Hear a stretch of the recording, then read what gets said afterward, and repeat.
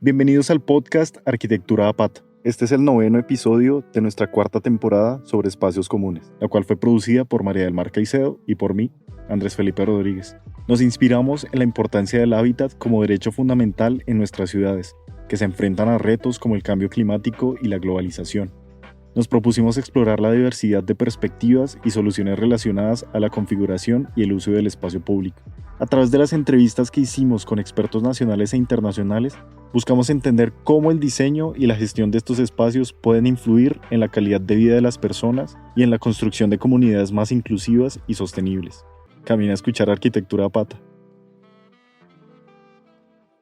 En este episodio tuvimos el privilegio de entrevistar a Felipe y Federico Mesa, hermanos que dirigen la oficina Plan B Arquitectos en Medellín, que durante los últimos 15 años han construido más de 40 edificios con diferentes programas y escalas, entre ellos espacios públicos, edificios educativos, deportivos, hoteles, oficinas, casas e instalaciones. Han publicado los libros Acuerdos Parciales en 2005, Arquitectura en Espera 2007, Permeabilidad 2013, Arquitectura a la Inversa 2017 y 12 proyectos en 120 restricciones en 2021, que hablan de su práctica arquitectónica. Bien recomendados. Hacen parte de Archipiélago Arquitectura, un grupo colombiano de arquitectos que estudia conexiones entre el diseño y las nuevas maneras de habitar en Latinoamérica, con quienes han publicado varias versiones del libro Archipiélago de Arquitectura.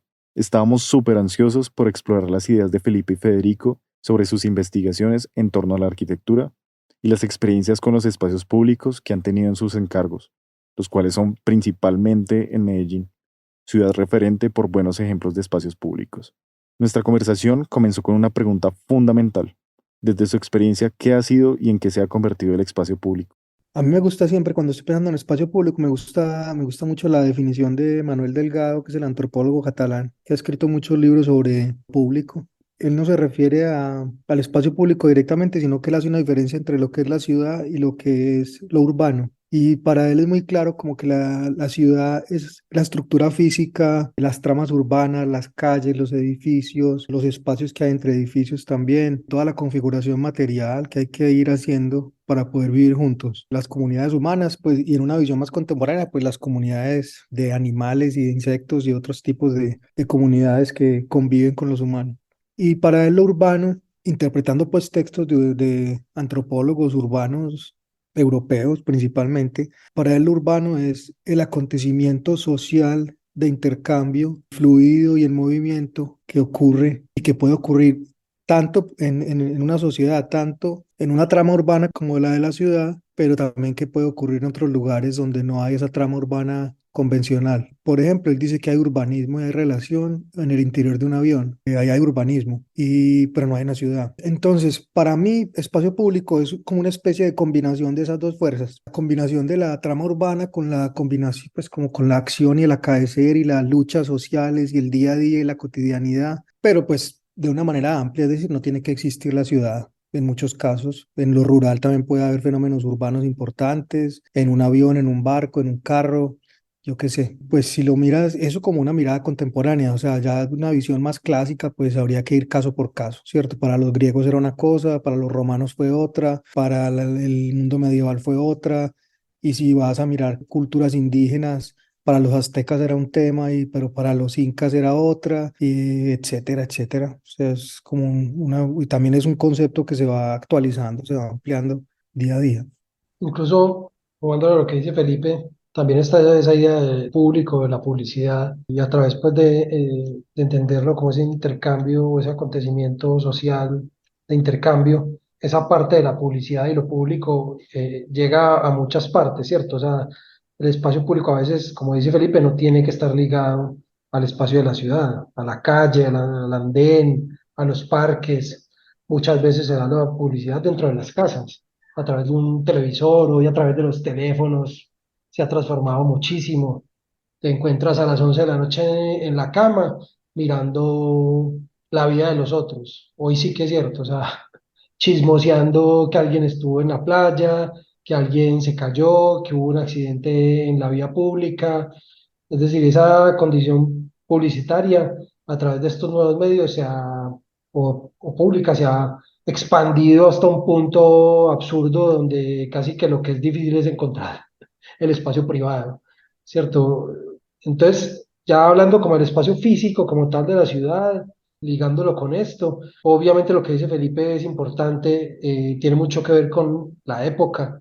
En nuestra vida, Felipe y yo que somos de la misma generación y que hemos sido de una ciudad como Medellín, una ciudad relativamente pequeña y que ha tenido momentos muy duros, ha cambiado la transformación de ese lugar común de ciudad o de ese espacio público tan golpeado y que se ha llevado a los interiores. Ha cambiado mucho en los últimos, pues bueno, a lo largo de la vida mía por lo menos ha cambiado mucho, muy distinto lo que era Medellín cuando yo estaba chiquito a lo que soy por todos los fenómenos sociales que se han dado en Medellín, en Colombia, pero también por todos los fenómenos mundiales a través de estas nuevas tecnologías que invaden un poco ese espacio. Entonces es muy particular, aunque sea parecido en algunas partes y haya cruces o cosas similares, incluso por estas nuevas tecnologías, de todas maneras es muy particular, ¿cierto? Es muy marcado por ese grupo social donde se ubica, y entonces en este caso por ser gente paisa, de colombianos, de un estrato incluso social, va cambiando mucho en cómo se ve y cómo se vive ese espacio. Yo también anotaría ahí algo más, y es que yo creo que también los arquitectos y los urbanistas y todo están un poco obsesionados con lo público y como con la idea de lo público, y también como un poco radicales con la idea de lo privado. Yo diría que el espacio común es un concepto que uno puede pensar como un gradiente, que es decir, como casi todos los conceptos deberían ser pensados, uno puede entender como que se mueve entre lo más público y hasta lo más privado, pero que tiene un montón de grises intermedios, porque el espacio común está ligado a los sistemas políticos y económicos, y esos sistemas también se expresan de diversas maneras. Y no hay, o sea, es difícil como decir que un espacio es completa y plenamente privado, y que pues sí, es más fácil tal vez decir que algún espacio es completamente y plenamente, o sea, decir que es público del todo es difícil, pero decir que es privado del todo tal vez es más fácil, no sé. A lo que me refiero es que hay una gama de espacios intermedios que pertenecen y que están más cerca a la lucha del día a día de la arquitectura. Es decir, los arquitectos tienen edificios que tienen programas, digamos, en gran medida privados, pero que también los edificios pueden ofrecer programas extra que a veces no te están pidiendo, que pueden tener unas dosis mayores de uso común, para no decirle público. Y yo creo que en esos grises en los que se juega el día a día la arquitectura, pues porque cuántas plazas públicas como el Parque Bolívar de Bogotá se hacen en Bogotá, pues digamos una se hace en 100 años, ya está hecha y es lo más público que hay manifestaciones, etcétera. Pero ¿y el resto de la ciudad? Cuántos parques Simón Bolívar se hacen? Uno. ¿Y cuántos en la vida de la ciudad de Bogotá? Uno. ¿Cuántos parques, digamos, en Medellín? No sé, el día, porque es que no hay un gran parque en Medellín, o sí, no sé cuál, no sabría cuál. Parques del Río es un parque muy pequeñito, pero ¿cuántos parques del Río se hacen en Medellín? Uno, uno, digamos, en 100 años, pero ¿cuántos pequeños edificios que pueden tener espacios públicos pequeños o semipúblicos? Y a eso voy. También pues por lo menos mi posición, puede que yo creo que Federico la comparte, pero es que yo estoy a favor de lo semi privado y de lo semipúblico. Y eso es muy criticado, o sea, incluso nos han criticado en algunas revistas y artículos que porque decimos que un espacio es semipúblico, pero que eso es una manera de decir que en realidad es privado. Pues sí, yo no estoy tan preocupado por eso, yo estoy como persiguiendo la noción de que los edificios tengan distintos tipos de espacios, sean controlados, semicontrolados, pero que la noción de público y de privado se difumine un poco y se contamine más con el día a día del uso de la ciudad. Y un espacio puede ser privado un tiempo, que lo cierran por la noche, pero puede ser público por el día. Un espacio de un hotel podría ser, por ejemplo, abierto el vestíbulo y cerrado el resto, o un edificio público como cualquiera, como el Capitolio Nacional, pues podrá ser público en algunos momentos, pero en realidad es privado también. Entonces, esa noción es la que yo creo que hay que ampliar y no ser como tan radicales. Nos intrigó mucho el autor que Felipe mencionó, Manuel Delgado, antropólogo español que ha publicado interesantes textos sobre el tema, como el espacio público como ideología, el espacio público como representación el espacio público contra la calle, y también el tema del intercambio social entre lo privado y lo público, que Federico hizo énfasis. Esto se ve bien reflejado en sus proyectos. Continuamos la conversación hablando sobre los fenómenos contextuales y quisimos saber cómo estos aportan a la concepción de los espacios comunes. Pues de la misma manera que el contexto que cualquier contexto le aporta a cualquier intervención arquitectónica. No tiene que ser pública, puede ser privada, es decir, y no tiene que ser el contexto geográfico, puede ser cualquier contexto. Para nosotros, la arquitectura es una expresión positiva de las restricciones contextuales que existen en cada uno de los proyectos. Entonces, ya sea que estemos diseñando un edificio completamente público, un parque, un edificio privado, un hotel, cómo esos edificios se expresan, o sea, no es que se expresen, es que no es que tengan que expresar, es que los edificios en sí mismos son una expresión de esas restricciones contextuales o de esos fenómenos contextuales, ya sea la geografía, el clima, el ecosistema, los materiales disponibles, las tecnologías disponibles, los grupos sociales que lo van a usar, o sea, la cultura de la ciudad en que está. Cualquier espacio público, cualquier arquitectura es expresión de eso, aunque no lo quiera, aunque a veces esté restringida, aunque trate de ser una arquitectura muy internacional y muy genérica, también está un poco atravesada por los fenómenos contextuales.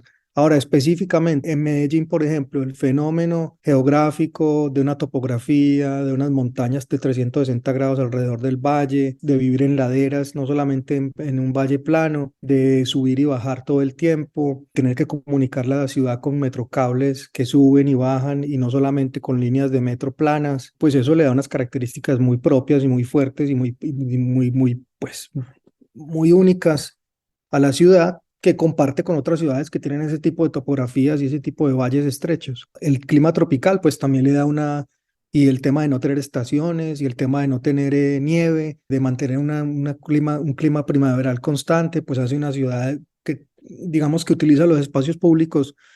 La sociedad utiliza los espacios públicos de manera intensa, los necesita y los utiliza muy bien en la noche, y en el día necesita tener controles térmicos y generadores de sombra. Es decir, en Medellín un espacio público en el día que no tiene árboles, que no tiene pérgolas, que no tiene parasoles, etcétera, es difícilmente usable. En Bogotá es distinto. En Bogotá un espacio público tal vez más soleado es más agradable, depende pues de la altitud con respecto al nivel del mar en Colombia. En otras partes del mundo es distinto. Tal cual lo dice Felipe, o sea, digamos que nosotros hablamos de restricciones, sin embargo es una cualidad al mismo tiempo que va a caracterizar cualquier proyecto, ¿cierto? En este caso la pregunta es específica de espacio público y como tal es una capa de esas que transforma, que conversa, que restringe, que acuerda cosas con esa condición nueva de espacio, edificio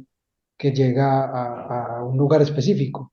Entonces, está claro que el clima, la geografía, la topografía, el entorno, el grupo social van a ser parte de lo que moldee ese espacio público en particular.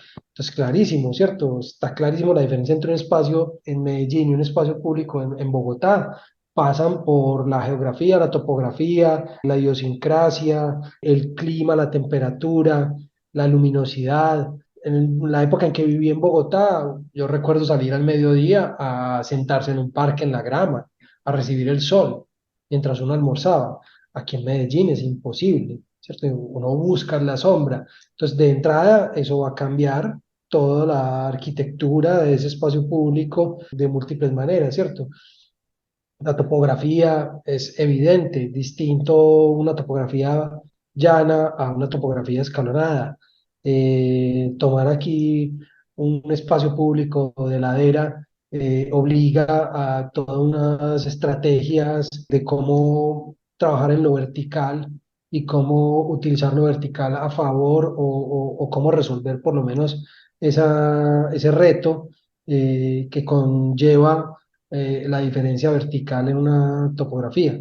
Entonces, finalmente, la geografía hace parte de esas capas que van a moldear ese espacio público, ese lugar, y es una de tantas. Bien interesante esa explicación sobre su postura frente a fenómenos contextuales. Si quieren ver estas ideas en sus proyectos, les recomendamos que le echen una mirada al libro Acuerdos Parciales, donde muestran sus proyectos de inicio como oficina, y en 12 proyectos y en 120 restricciones, una de sus últimas publicaciones. Ahí están sus ideas hechas proyectos arquitectónicos. Después de esto, seguía a preguntarles el cómo ellos han proyectado el espacio público en sus encargos.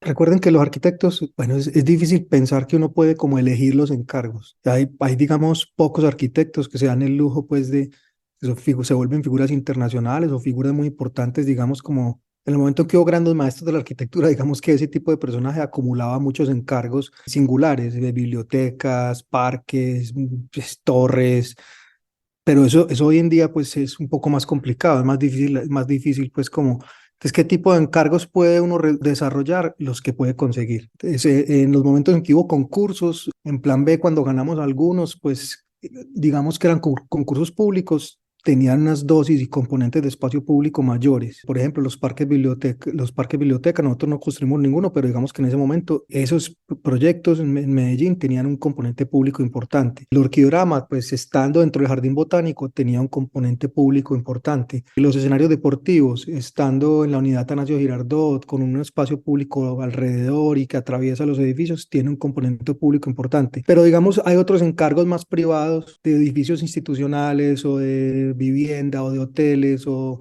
de edificios de oficina incluso que pertenecen, en algunos casos pertenecen a la trama urbana, por ejemplo, de la ciudad, que pues los espacios que los rodean, los andenes, los jardines, antejardines, los vestíbulos, las terrazas, todo eso, nosotros asumimos los encargos de ese tipo también con la pregunta, bueno, ¿qué más puede dar este edificio a la ciudad fuera del programa institucional que tiene? ¿Cómo lo podría conseguir? ¿El cliente estaría interesado? ¿Cómo lo podemos ofrecer? ¿Qué estrategia podemos utilizar? Por ejemplo, un hotel como el Click Clack en Medellín propone atravesar la manzana, porque el lote pues lo permitía. Tiene un lote de esquina, hay un lote entre medianeros que comunica la manzana, una manzana rectangular o cuadrangular que puede ser atravesada. Entonces el hotel está armado a lo largo de sus pasillos que cruzan la manzana, que permite hacer travesías, que permite en algunos momentos que los ciudadanos comunes atraviesen el hotel por la parte baja. Eso le da pues como mayor interés al hotel y ofrece más a la ciudad y se vuelve más interesante y más abierto, etcétera. Entonces depende mucho de la comisión, depende mucho del encargo también. No es como que uno tenga una estrategia siempre para diseñar todo, sino que es que cada vez que hay un encargo hay que inventarse la estrategia. ¿Qué tanto se puede dar? ¿Qué tanto puede haber de privado? ¿Qué tanto puede haber de público? ¿Cómo abrimos más el edificio? ¿Cómo lo hacemos participar más de las dinámicas urbanas? Lo diría yo a veces, no es ni público ni privado, sino cómo hacerlo participar más de las dinámicas urbanas. Eso tiene que ver con la elección de un color, eso tiene que ver con la participación de un material, eso tiene que ver con si los materiales son sostenibles o no, porque es que lo urbano también tiene que ver con la extracción de materiales y materias primas, el transporte a la ciudad, etcétera. Es que un edificio cualquiera o un espacio público cualquiera, como les decía, es la aglomeración o la conjunción o la congruencia de todas esas fuerzas, y parte de ser arquitecto pues es saber uno cómo balancear esas fuerzas a favor de lo que uno considera pues que es el bien público. A veces el bien público tal vez no sea el espacio público, pero puede ser otras cuestiones que pueden ser más referidas a temas estéticos, pero también a temas de sostenibilidad y de aspectos regenerativos que están ahora pues de moda, pero que son muy importantes. Y otros temas, también hay temas, por ejemplo, disciplinares que competen más al mundo de los arquitectos, que también son importantes, que los proyectos de arquitectura también pueden tener y también pueden responder a veces esos aspectos de ese tipo.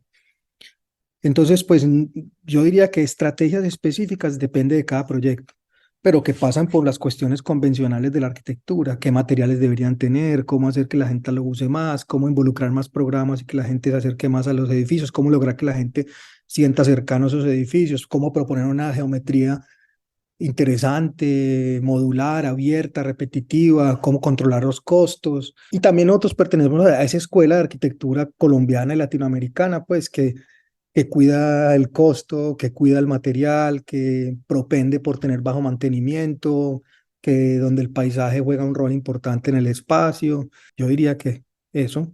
Coincido con Felipe, o sea, digamos que siempre no hemos estado tanto en proyectos netamente de espacio público, sino que han sido más proyectos de edificios que tocan el espacio público, que tienen espacio público. En algunos casos, como decía Felipe hace un rato, no son ni siquiera públicos completamente, sino semipúblicos, pero digamos que siempre ha habido un interés por tratar con el cliente de entender que hay una posibilidad, sobre todo en esos lugares en que lo privado se toca con la calle, en donde hay una oportunidad de generar lugares especiales no tan definidos que pueden sumar y en algunos casos incluso que buscamos que tengan una estrategia un poco más que no tan latente, pero que sabemos que podría generar algunos efectos que se manifiesten solos sin haberlos planeado tanto. El ejemplo de Click Clack es uno para mí.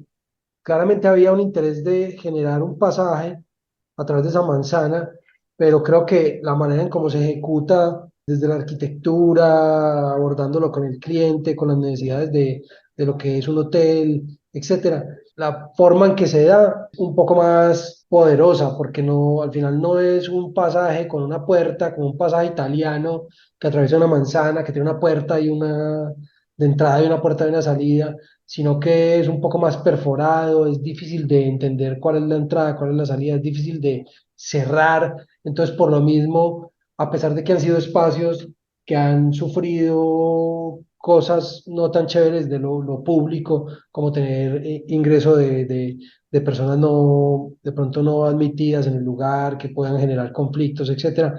Esa condición de ser una apertura como poco controlada, muy diversa, muy abierta, seguramente ha sido algo que ha permitido que se mantenga más en el tiempo de esa manera. Y yo creo que a través de proyectos que incluso son todavía más privados, más hacia lo íntimo, como edificios de vivienda, hemos logrado tener otra vez de la mano de los promotores, del cliente, lograr como generar un mínimo de publicidad en cómo esos proyectos tocan el primer piso, el suelo, la calle, bien sea generando espacios comerciales o cubiertas que generan sombra, etcétera. Y eso son como pequeñas puntadas que tratamos de tener, pienso yo, en los proyectos en que se logra, ¿cierto? No siempre se logran, los proyectos generalmente son de privados, aunque el privado sea el mismo estado, ¿cierto? Distinto a lo que será diseñar posiblemente un parque, como Parques del Río o como parques mucho más abiertos, que digamos que esa condición de cerramiento o temporal es mucho más amplia, ¿cierto? No tienen tantos límites. Con esto que aquí nos respondieron, nos resonó mucho el concepto de los espacios comunes y queremos ver cómo lo aterrizaban a nuestro contexto colombiano en la actualidad. Estas fueron sus apreciaciones. Lo primero es que el espacio común uno puede, es simplemente una propuesta como para no tener que hablar solo de lo público o lo privado. Pues porque es que cuando hablamos de arquitectura, pues uno habla de todo. O sea, a mí pues yo desde que soy estudiante siempre me costó mucho como que hubiera como una disciplina que era el urbanismo, que hubiera otra que era el interiorismo, que hubiera otra que era el diseño arquitectónico, que hubiera otra que era el paisajismo. Pues yo siempre he sido como un poco generalista en esos temas. Me parecería que solamente es necesario que haya arquitectura. Por supuesto, después hay unos temas como que requieren mucha especialización, y etcétera, pero a lo que voy es que cuando uno habla de espacio común, pues y de espacio social, pues hay expresiones diversas. Hay casas que son privadas, hay edificios que son privados, pero hay edificios de, digamos, de vivienda social donde los componentes y las dosis de que es público y queda afuera y que se va a compartir es mucho mayor que en una vivienda privada. Hay barrios donde hay un rango, digamos, de relación mucho mayor que en un edificio. Luego hay sectores, bueno, etcétera. A lo que voy es que obsesionarse con que solo lo público es como lo deseable o lo mejor o lo único que expresa como los valores cívicos de la arquitectura me parece un poco limitado, ¿cierto? Yo diría que lo que expresa esos valores es todo el conglomerado de arquitectura, incluso los edificios más privados, incluso las canchas de golf, si es que las hay, pues en donde las haya. Es un poco como abrir el panorama, es decir, donde hay cuestiones que ameriten ser pensadas en todo tipo de espacios. ¿Qué dosis de espacios o qué tipo de espacios tienen características comunes o cuáles de verdaderamente son completamente privadas y aisladas? Aunque la sociedad, pues por lo menos en este mundo en el que estamos viviendo, bajo este sistema político económico, supongo yo que es factible decir que se requieren las dos, cosas privadas y públicas, pero lo que interesa seguramente es todo lo que hay en el intermedio, que es como decía yo, es donde podemos como tal vez trabajar más fácilmente. Entonces, a tu pregunta, ese espacio común, como qué características tiene particulares o qué identidades tiene, depende de los lugares donde esté. Como hablando de ciudades colombianas, pues yo diría, es que son cosas como muy obvias, pero yo diría que si tú miras los espacios de Medellín, comunes, públicos, incluso los privados, hay una expresión durante los últimos 15 años que hay como un grupo de arquitectos muy conectados con el tema del paisajismo, del ecosistema, de las plantas nativas, de los jardines, de la relación, digamos, de esos espacios que también son como espacios intermedios entre los interiores y exteriores. Ahí ya no estamos hablando de público y privado necesariamente, sino que en un lugar, por ejemplo, como los coliseos, espacios interiores y exteriores, todo es público. Pero digamos que hay una gran dosis y una reflexión importante de cómo es el espacio exterior en relación al ecosistema, a las corrientes de aire, a las dinámicas de la temperatura, del crecimiento de plantas nativas, etcétera. Y eso, los arquitectos más jóvenes que yo veo, las oficinas hoy en día, pues en Medellín que vienen trabajando ahora, veo que están muy conectados con ese tema. Entonces uno ve espacios públicos como Parques del Río, pero también como las intervenciones que llegó a hacer Felipe Uribe o Aníbal, o como las que hicieron, bueno, las que se han hecho, la diversidad de espacios son muy ligadas como a todo ese tema de cuál es el ecosistema y cuál es el sistema del Valle de Aburrá. Y uno en Bogotá, con todo el tema de los parques, al principio cuando Peñalosa empezó pues como a hacer la red de parques, también pues y con los desarrollos que hubo, los espacios públicos que han ido apareciendo, incluidos pues los espacios de más uso, pues como el Parque de Bolívar, la Plaza de Bolívar o espacios de ese tipo, uno lo ve que también está más relacionado con ese ecosistema de la sabana de Bogotá. Es decir, un clima mucho más frío, donde los árboles y la vegetación crecen muy lentamente, los colores son muy distintos. Uno sabe que en enero va a haber sol y digamos que va a brillar todo, pero el resto del año prácticamente todo está nublado y es gris. Entonces son espacios mucho más abiertos, los pisos son pisos duros, mucho más, zonas mucho mayores de pisos duros, donde cómo va a correr el agua, el planeamiento de la recolección del agua es muy importante. Te diría que el color es un color mucho más, pues sí, es obvio, cercano al ladrillo, a la piedra. En Medellín uno ve que es tal vez colores mucho más grises, más cercano a los prefabricados de concreto y los colores tierra. O sea, son sutilezas, pero eso es lo que yo creo que va como configurando las cualidades propias de cada espacio. Si uno compara Medellín y Bogotá, que son las ciudades pues, que para mí son más fáciles de hablar y de describir. Puntualmente yo creo que hay cosas bacanas, o sea, que se dan y que por lo menos a través de los proyectos que nosotros hemos hecho, en algunos uno logra identificar cosas que a mí me parecen interesantes.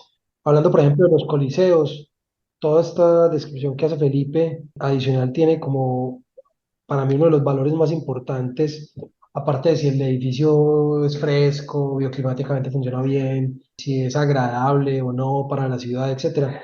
Digamos que ahí, por ejemplo, se dio una transformación social importante y tiene que ver con la arquitectura y con la posición que se tomó a través de esos proyectos. Esa idea de coliseos que existía de alguna manera muy ligada a las ciudades, tiene que ver con la idea de las cajas negras, donde adentro pasa algo que nadie sabe muy bien qué es, a no ser que atraviese una puerta para entrar en estos espacios. Hay una desconexión, o había una desconexión muy grande entre interior y exterior, como dice Felipe, aunque los dos espacios fueran públicos, porque digamos que estos espacios deportivos igual eran públicos, más o menos, ¿cierto? Porque también a veces solo puede entrar el equipo que va a entrenar, etcétera. Con este proyecto hay una tergiversación o un cambio de configuración en torno a eso, porque se abren esos espacios a través de una piel permeable, se logra sacar el interior hacia la calle y viceversa. Y eso, más allá de ser un gesto arquitectónico, de tectónico, se vuelve también una cosa de impacto social importante, porque se da a conocer, se acerca ese interior al exterior y se da a conocer un montón de cosas que pasaban ahí que nadie sabía o mucha gente no sabía que pasaban. Entonces hay un cambio en la configuración en torno a lo que era ese edificio versus lo que queda a hoy y que incluso afecta, yo me atrevería a decir, que a muchas personas o a algunas generaciones de esta ciudad, porque mucha gente se dio cuenta que había liga de esgrima, liga de judo, que se practicaban un montón de deportes, pero que además eran públicos, ¿cierto? O sea, que no era sino entrar, decir que me quiero inscribir, o sea, pasar como un protocolo y estar ligado a ese espacio y poder usarlo. Eso llevó a una posición incluso de Medellín o de Antioquia como en un crecimiento en torno al deporte. No solamente se dio ahí, o sea, se dieron en muchos edificios similares, posiblemente en el Valle de Aburrá cuando hubo los Juegos Suramericanos, pero a mí me parece que en este proyecto de Plan B, en los Coliseos, claramente hubo una transformación de la configuración de una función deportiva pública a través de un lenguaje permeable, de una manera de entender la posibilidad de estos edificios de manera distinta. Y yo creo que en varios proyectos que hemos hecho ha habido como posiblemente una reflexión desde la arquitectura de qué reconfiguración o cómo se pueden entender las cosas de una manera distinta, ¿cierto? El proyecto Click Clack, arrancando desde el proyecto de Bogotá y sigue expandiéndose en el de Medellín, tiene que ver también con eso. Y yo no voy a decir que es netamente una reflexión de plan B, porque ahí está una reflexión de la mano del mismo cliente y es entender la hotelería que es para una ciudad hoy en este mundo y cómo puede entenderse de una manera distinta a simplemente el ofrecimiento de unas camas o unas habitaciones para pasar la noche bajo cualquier tipo de condición, sea turística, de negocios, etcétera. Hay un cambio de apreciación, de configuración de lo que significa ser un hotel y eso pasa por la arquitectura hasta el punto en que genera espacios públicos y conflictos positivos y negativos, porque la gente puede subir a las azoteas, a las terrazas y atravesar todo un programa que es mucho más privado. Entonces aparecen unas maneras de controlar el espacio distinta, aparecen fugas de lo público hacia lo privado y viceversa. Y ese cambio de configuración en cierta medida es buscado, ¿cierto? Eso es algo que yo creo que nos ha interesado y se ha logrado con cierto éxito en algunos proyectos, obviamente más que en otros.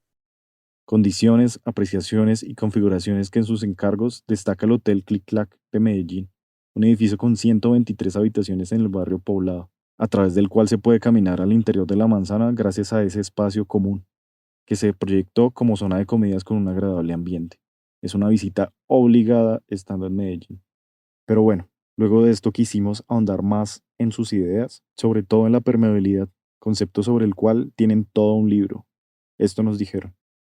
Nosotros hemos trabajado durante los últimos 20 años, yo diría que con 3 ideas generales. Y son ideas que están ahí y que algunos otros arquitectos también las utilizan. Incluso en otras disciplinas las utilizan también. Yo te diría que la primera es que un proyecto de arquitectura es un acuerdo. Y eso parece una tontería, pero eso implica que hay que acordar, que hay que sentarse a veces con el cliente, a veces con las comunidades, a veces casi siempre obviamente con el ecosistema.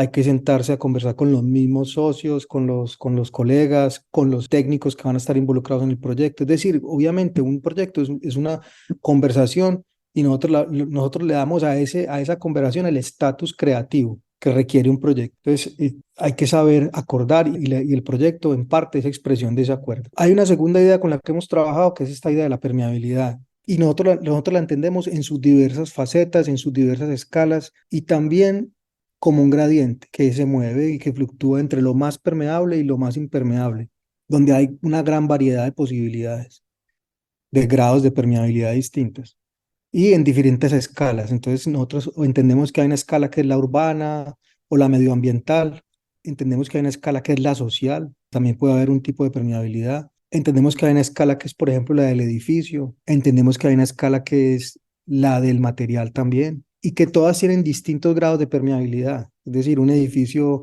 con sus estrategias bioclimáticas, por ejemplo, en Medellín, donde es primavera siempre, pues evita tener aires acondicionados, gastar energía que no se requiere, etcétera, si el edificio está planeado de esa manera. Una ciudad que es más permeable en su trazado urbano permite mayor flujo, mayor comunicación, mejores vientos, es más, etcétera. Hay distintos tipos de permeabilidad. Una ciudad que es más impermeable, pues te pone más problema, digamos, para lo común, es decir, para plantear espacios comunes. Está más sectorizada, más aislada, tal vez es más insegura, bueno, etcétera. Eso tiene muchas implicaciones. Y materiales permeables también en el trópico. Obviamente se necesitan los dos, se necesitan un techo, pues debe ser un material impermeable, pero tal vez un adoquín que permita que el agua se filtre y que los acuíferos se mantengan, bueno, etcétera. Entonces eso hay como, digamos que la permeabilidad para nosotros es un concepto que está ligado a las cualidades de la arquitectura en el mundo tropical. tiene que ver más con eso, con lo tropical. Y hay una tercera idea con la que nosotros trabajamos, que es esa idea de que las restricciones son fenómenos positivos y no limitaciones que afectan el proyecto arquitectónico. Siempre están ahí. Hay distintos tipos de restricciones, las que entendemos que son inherentes a la práctica de la arquitectura y a la vida en el planeta, como por ejemplo la gravedad, como por ejemplo la luz, el sonido, como por ejemplo el cuerpo humano como tal ya tiene un tipo de restricciones. Es decir, nosotros no vemos los colores que queramos, nosotros vemos los que podemos, nosotros no oímos todo lo que queremos oír, oímos lo que podemos oír. Hay unas restricciones que son las impuestas por cada proyecto, el presupuesto, qué tipo de cliente, qué tipo de persona lo va a utilizar, qué tipo de tecnología hay disponible, cuál es el presupuesto, cuáles son las limitaciones culturales de uno mismo. Y digamos, y hay unas últimas restricciones que son las autoimpuestas que uno puede, digamos, manipular un poco más como arquitecto. Es decir, a veces sus tenues preferencias. En nuestros proyectos yo considero que son tenues, que son suaves, nuestras preferencias, un color, un material o una geometría, pero casi siempre estamos buscando, cuando uno le da el estatus de fenómeno creativo a la restricción, uno lo que está buscando siempre es construir argumentos que respalden las decisiones que toma y no inspiraciones abstractas, aisladas, ligadas, por ejemplo, al mundo del arte contemporáneo, a un artista específico o cuestiones similares, como tantos arquitectos hacen y nosotros no estamos de acuerdo con eso, simplemente lo respetamos, pero nosotros no trabajamos así. Nosotros no vamos a explicar un proyecto según la obra de Donald Judd o según la obra de, yo qué sé, de Demian Hirst. Sale, no nos parece adecuado ni nos parece pertinente. Pero sí lo haremos a partir de las restricciones en juego que había en un momento, qué presupuesto había, qué tecnologías había disponibles, qué topografía teníamos, cuáles eran las condiciones del suelo estructurales, qué tipo de personas habían ligadas al proyecto, qué comunidad había, qué estaban pidiendo. Y de ahí vamos sacando y ponemos lo nuestro. ¿Lo nuestro qué es? A Plan B le interesa que son fenómenos constantes, son una arquitectura modular de patrones que se pueda replicar, que pueda ser abierta, que, como digo, pueda ser permeable. En la mayoría de los casos lo intentamos, no siempre lo logramos a cabalidad. Hay proyectos en los cuales es muy difícil. Entonces, ¿cómo se expresan esas tres ideas en la arquitectura que hacemos hoy?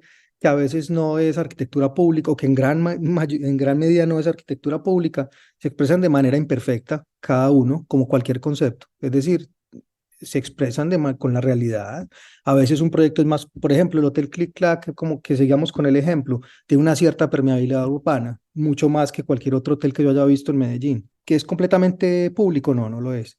Las habitaciones están diseñadas en cajas, en volúmenes cúbicos, agrupadas de A3 o de A4 o de A5. Entre esas cajas hay ventanas y hay unos pasillos que se pueden abrir, o sea, tiene ventanas que se pueden operar, hay luz natural, hay jardines, evitando el efecto Hilton, que es tener un pasillo con 180 habitaciones a un lado y 180 habitaciones al otro, y donde no hay ni siquiera una ventana al final. Eso para mí es permeabilidad. Cuestiones de ese tipo, cómo se trabaja el tema del acuerdo? Pues sí, es todo el trabajo que hicimos y que cualquier arquitecto también hace. O sea, el tema es cómo vuelve uno eso fenómeno, un fenómeno creativo. ¿Qué se habla con el cliente? ¿Qué opina? ¿Qué dice? ¿Qué se habla con los técnicos? ¿Qué dicen? Y con el tema de las restricciones también, porque el edificio, finalmente, siempre los edificios son expresión de esas restricciones. Por ejemplo, el tema de las regulaciones urbanas en esa manzana, la mitad de la manzana tiene una regulación, la mitad de la manzana tiene otra. Entonces, hacia un lado el edificio tiene 8 pisos y hacia el otro tiene 5. El índice de ocupación, los voladizos, los retiros, etcétera. Finalmente, el edificio es expresión de esas regulaciones. Entonces, si a uno le preguntaran a veces como, bueno, ¿cómo mejorar la arquitectura? En parte es que hay que mejorar esas regulaciones urbanas, porque definen mucha, en gran medida, todo el planeamiento de la ciudad. Entonces, si un edificio tiene retiros, si no los tiene, si puede tener medianeros, si no los tiene, si puede tener voladizos, si no los tiene, si el primer piso debe ser público, si la terraza se puede usar, si no se puede usar, todo eso viene ya dado. O sea, no es como que un arquitecto diga, ahora me voy a inspirar en esto. No, es que lo tenés que cumplir y si no, no te dan licencia de construcción. Entonces, ¿qué queda ahí? Y a nosotros nos gusta trabajar ahí, que nos gusta así, que haya definiciones de todo y casi que uno tiene un juego de naipes ya definidos, con cartas marcadas, y uno trata de hacer la mejor jugada con esas cartas que hay ahí. Para nosotros la arquitectura ha sido eso. Ahora, en situaciones muy abiertas, con pocas limitaciones, Sinceramente no las he conocido en la práctica profesional nuestra. Tal vez en alguna instalación artística, en alguna bienal, la Bienal de Chicago, o en temas así, pero de resto. Aquí resaltamos esto que nos llama mucho la atención de sus proyectos, la creación de toda una experiencia en un espacio común en relación con lo privado y lo público. Ya han entendido estas relaciones a partir de lo que ellos nos han explicado. Pero entonces, queríamos saber si creían que esta estrategia arquitectónica se puede replicar en otros lugares y así transformar el contexto donde se implantaba, propiciar dinámicas sociales y actividades urbanas relacionales. Esto fue lo que nos respondieron. A ver, nosotros hemos hecho varios hoteles y cuando hablábamos del Click Clack Medellín, pues sí, está construido, pero no es más que un ejemplo. Ah, ok. No importa pues mucho, en todos los hoteles intentamos que tengan algo, alguna dosis pues de espacio común, que pueda ser más abierto, que pueda utilizarse por un rango mayor de personas, que no solamente las que están pagando para estar en el hotel. Y te diría pues que no son, son proyectos convencionales y comunes, es decir, son proyectos que pues nosotros consideramos que son buena arquitectura porque reúne unas condiciones, porque la estructura está pensada, porque el espacio semipúblico, semiprivado, el espacio de las habitaciones, de los pasillos, todo está pensado, la geometría, la técnica, la tectónica, o sea, que reúnen las cualidades, digamos, espaciales, técnicas, etcétera, esos hoteles digamos, los hace un poquito diferentes, digamos, a un hotel más convencional, donde tal vez no haya habido arquitectos o que ocurre mucho en nuestras ciudades. Pero a lo que voy es que no son más que proyectos de arquitectura, eso no tienen nada demasiado especial. Yo diría que proyectos urbanos de gran impacto como Parques del Río, como el Parque de Bolívar y todo eso, vuelvo y repito, son proyectos muy difíciles de que ocurran en una ciudad, necesitan una inversión económica altísima, tal vez varias etapas, necesitan voluntad política, voluntad social, apoyo político, etcétera. No sé si eso vaya, pues ojalá ocurriera más y siga pasando. Esos proyectos son los que ameritan pues como una revisión de qué es lo público, lo común, cómo eso impacta, puede tener mayor. Ahora, que se pueden replicar proyectos como hoteles que tengan una dosis mayor de permeabilidad, digamos, de articulación, pues para decirlo de alguna manera, con el barrio, con la ciudad, es muy fácil, no, pues es completamente viable, es tener una combinación de cliente-arquitectos en distintas ciudades de Colombia que estén interesados en eso y lo quieran sacar adelante, o sea, no hay ninguna restricción al respecto, o sea, es como en ese sentido, pues o sea, no es más que una voluntad de que se replique y se haga de esa manera. De hecho, pues yo considero que algunos proyectos en Bogotá ya lo hacen y obviamente a nivel global pues hay una gran cantidad de proyectos que propenden por eso mismo que estamos proponiendo en los nuestros. Teníamos que hacer un pequeño hincapié en el impacto que algunos proyectos tienen. Entre ellos, por supuesto, el Orquidorama, que fue construido en 2006 en el Jardín Botánico y diseñado en asocio con J. Paul Restrepo y Camilo Restrepo, a quien ya escucharon en el episodio 3 de esta temporada, donde nos dio su perspectiva sobre el impacto de este proyecto. Esto añadieron ellos. Sí, estamos de acuerdo. Yo también tal vez lo que decía era que, pues, proyectos donde uno pueda medir un impacto así duro en una ciudad, necesitan cierta escala, necesitan cierta voluntad, como esos proyectos que yo mencionaba, pero no son los únicos, hay muchos otros. Por ejemplo, una red de parques como la que hicieron con EPM, que cogieron cada uno de los tanques y lo volvieron un parque. Si uno suma esas intervenciones, pues son muy relevantes. O en Antioquia, por ejemplo, cuando Fajardo hizo lo de los parques educativos, tú coges de 123 municipios que tiene Antioquia y él logró construir 80.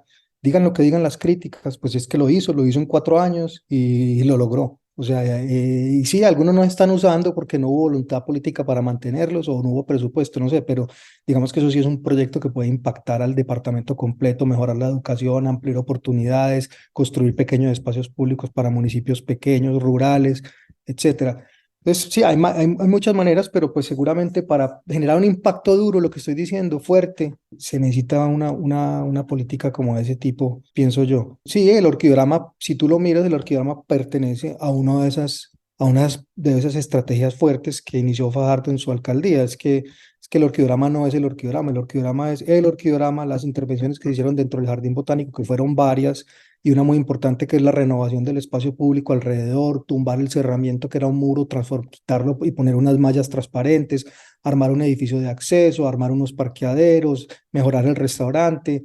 pegarlo bien a la estación del metro, el espacio público que hay alrededor, luego contactarlo con el Parque Explora. O sea, es que eso, si tú lo ves, eso es una red completa. Y entonces por eso es que el orquidiorama está pegado hoy en día al metro, está pegado al metro, está pegado a los metrocables, está pegado a los parques bibliotecas y por eso mismo está pegado también a la parte del poblado, porque el metro también lo comunica bien esas partes donde los turistas están visitando más los lugares. Es decir, eso para que de verdad un proyecto tenga un impacto mayor, necesita estar como ligado a una red así de esas que estoy mencionando. Hay una ambigüedad, y es que, por ejemplo, esos espacios como el orquidorama, de hecho es un espacio donde la publicidad o lo público es complejo, ¿cierto? Porque realmente, sí, digamos que hay momentos donde no se cobra para entrar a lo que pasa allí, pero es un espacio interior, funciona más como dentro de la lógica de un espacio privado que se puede cerrar en cualquier momento, donde hay eventos que se cobran o eventos completamente privados, ¿cierto? O sea, en últimas es un lugar que tiene mucha similitud con cómo funciona un edificio privado, ¿cierto? Entonces, tal vez en parte también lo que dice Felipe con los que ama tiene que ver un poco con eso y lo que les decía también de los coliseos ahora, o sea, hay cierto grado de publicidad, pero también hay ciertos puntos privados limitados solamente a la gente que efectivamente entrena los deportes que hay ahí o que está compitiendo en ciertos momentos. O sea, tienen grados de lo público y de lo privado. Y eso pues restringe también un poco el impacto de esos proyectos también digamos, en el entorno. El Orquidiorama es un lugar bastante reconocido, se ha vuelto ícono, por lo menos de esta época, de esta ciudad. Pues a mí es un proyecto que me encanta y me parece que lo potente y lo bonito que tiene es haber entendido muy bien el lugar, es haber puesto en práctica unas estrategias de diseño adaptativas que trataban de adaptarse muy bien a ese lugar y tener mucho que ver con lo que ya pasaba allí, con que es un lugar que es muy fácil de entender, no es un lugar cerrado, es un lugar abierto. O sea que hay, digamos, una muy buena comprensión climática también de la ciudad donde se inserta. Y de hecho, esas cosas han primado sobre las lógicas para disponer el espacio para un concierto, ¿sí? Extrañamente, prima más aquí lo bueno y lo agradable que es todo eso, versus esa disposición rectangular con un fondo claro, estático, acústicamente bien planeado para generar un concierto, ¿cierto? Aquí hay siempre elementos que se atraviesan en las perspectivas, columnas que se atraviesan, luz que entra de una manera que no necesariamente es la ideal para el manejo de luces artificiales para un concierto o un evento específico. Extrañamente, digamos que el poder de ese edificio, de esta intervención arquitectónica en ese jardín botánico, yo pienso que radica más en entender muy bien el clima, lo adaptativo, cómo se inserta esta pieza, que es más como una especie de parasol, de generador de sombra, de protector de la lluvia, y bajo eso se puede generar múltiples eventos. Por último, quisimos mencionar una de las ideas que han planteado en sus publicaciones, en la cual hablan de Colombia como un resumen de lo que ocurre en el mundo, y queríamos saber cómo esto se ve reflejado en la arquitectura colombiana. En Colombia ocurre de todo al mismo tiempo, en dosis mezcladas. Entonces tenemos una guerra de guerrillas de más de 50 años, tenemos narcotráfico, tenemos inequidad, tenemos diferentes identidades o comunidades, tenemos comunidades afro, tenemos comunidades nativas verdaderamente que estaban ahí antes de que llegaran pues, los españoles. Tenemos un país con múltiples geografías, entonces tenemos un país de primavera y montaña, tenemos un país de tierra fría en planicies altas, tenemos dos mares, tenemos un mundo del Pacífico, tenemos el mundo del Caribe, ciudades veraniegas, tenemos llanos, tenemos la Amazonía, bueno, etc. Lo que decía es que todos los temas de minería y de extractivismo, como mencionaban ustedes ahora, de esas luchas que hay, que ocurren en Australia, pero que ocurren en Brasil, pero que ocurrieron en Estados Unidos durante el siglo pasado casi que todo el tiempo, de minería, de extracción de madera, Si ustedes se fijan, todos los problemas, pero también todas las cosas buenas que ocurren en el globo, en Colombia es como que estuvieran juntas todas al mismo tiempo, y tal vez eso es lo jodido de Colombia, tal vez eso es lo complicado y lo difícil pues, no sé, de desarrollar ese país, porque sigue siendo un país en vías de desarrollo. O sea, las pruebas PISA que acaban de salir lo demuestran. O sea, Colombia no es un país que esté educándose de la manera adecuada, ni que esté repartiendo bien los recursos, donde la corrupción sigue siendo muy alta. Y la arquitectura juega en ese contexto. La arquitectura colombiana no es un modelo ni una referencia global. Es una arquitectura que ha tenido unos momentos, digamos, en que ha brillado más. Por ejemplo, con Salmona en los 80s brilló un poco, aunque pues digamos Colombia estaba muy hermético, pero las obras están ahí y hoy en día se hace difusión de esas obras y son muy importantes a nivel global. En la generación anterior, pues, la nuestra y la de nuestros profesores, pues digamos que ha habido una exposición mayor, que el país se abrió, hay más turismo, hay más intercambio global, pero yo no considero que la arquitectura colombiana sea un referente como lo es, por ejemplo, en Latinoamérica. Tal vez la única arquitectura que ha sido referente, diría yo, fue la brasilera moderna, es decir, la de los 50, 60, pues la arquitectura de moderna, pues plenamente, y tal vez la arquitectura chilena de los últimos 20 años, 25 años, que ha sido muy importante, pues no solo a nivel latinoamericano, sino a nivel ya más global. ¿Qué papel juega la arquitectura colombiana? Yo creo un papel que es sensato, es decir, responder a las condiciones que hay, a las limitaciones, tratar de hacer mucho con poco, a veces hacer lo que más se pueda de una manera responsable, es decir, sin gastar presupuestos que no se requieran, pero proponiendo fenómenos pues como estéticos, plenos, cualificados. Hay una arquitectura de calidad, pero cuando hablamos de arquitectura colombiana, yo estoy hablando de la arquitectura que hacen los arquitectos, ¿cierto?